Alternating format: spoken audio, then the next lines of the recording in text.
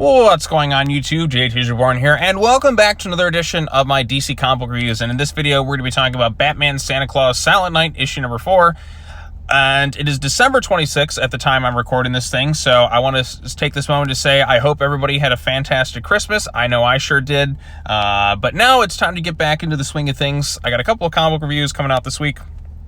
I got this one, I got another video I was doing today, and then maybe I'll get a few more in. I got like 5 comic books to cover between now and the end of the year, but we are on the final week of the year for DC comic books, and it's been a very interesting year. There's been some high highs and low lows, of course, but it's not one of the worst years they've had. There's been far worse stuff in the past, so there's a lot to look forward to, and this comic book in particular, I thought, for a 4-issue miniseries, this one was great. This is what these events should be, something I look forward to reading. The heroes coming together, it makes it all feel more special, and it's in continuity. It's not some Elseworlds tale.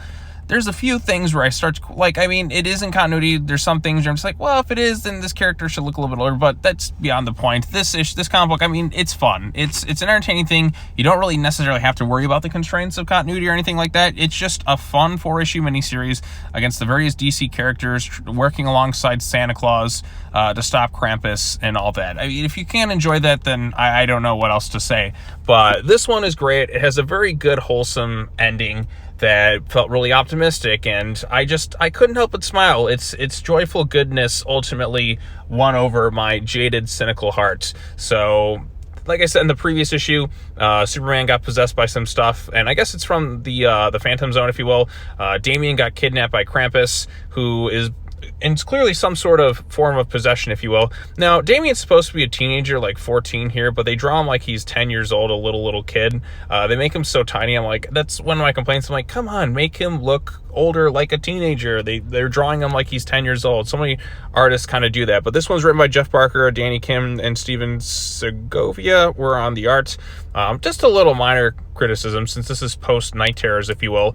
But anyway, so Superman's freed and all that, and they're all kind of working together.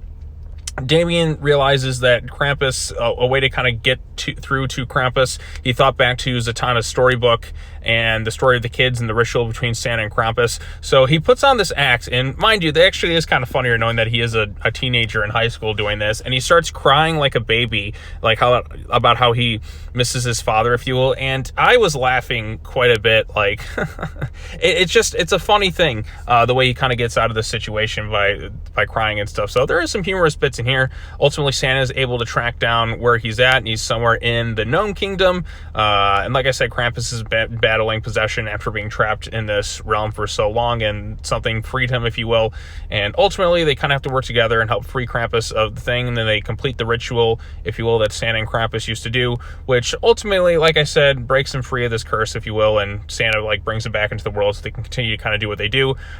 Ending of the issue, of course, Damian is there with Santa, and he talks about he never really had a childhood, and asks him, hey, why don't you come be with Santa for the night, and we'll go, like, you know, help me out for Christmas, if you will. And that little moment right there of a kid who never really had much of a childhood getting the chance to fly alongside Santa Claus and Krampus, and he's like, if your dad's cool with it, it won me over. Like I said, it was such a good, wholesome moment between Damian and Santa Claus, and ultimately, like I said, he helped save Christmas in a way, and just delivering presents and all that other good stuff, and the child kind of came out right there, and you can't help but smile. It's like when Superman met Santa Claus. How can you not smile at that little farm boy there? It's like the little kids just meeting one of their heroes, and because Santa means a lot to so many people around the world, and even to the DC heroes in that, it won me over. I couldn't help but smile. And then, of course, the heroes all have a little Christmas dinner.